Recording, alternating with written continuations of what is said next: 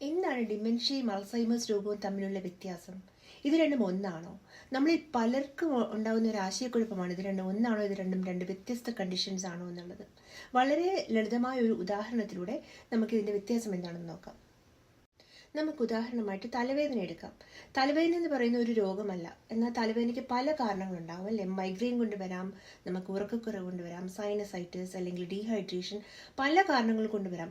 ഈ ഉദാഹരണത്തിന് നമുക്ക് പറയാം മൈഗ്രെയിൻ ആണ് ഏറ്റവും കോമൺ ആയിട്ട് കാണപ്പെടുന്ന തലവേദന, അല്ലെങ്കിൽ മൈഗ്രെയിൻ ആണ് ഏറ്റവും കോമൺ ആയിട്ട് തലവേദന ഉണ്ടാവാനുള്ള ഒരു റീസൺ എന്ന് പറയാം.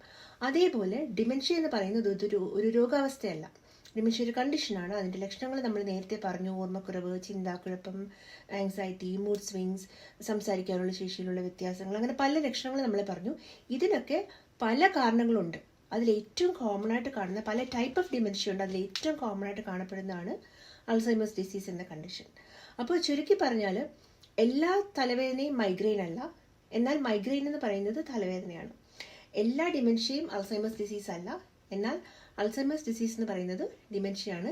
ഏറ്റവും കോമൺ ആയിട്ട് കാണപ്പെടുന്ന ഒരു തരം ഡിമെൻഷ്യയാണ്. അപ്പോൾ ഇതാണ് ഇത് തമ്മിലുള്ള വ്യത്യാസം.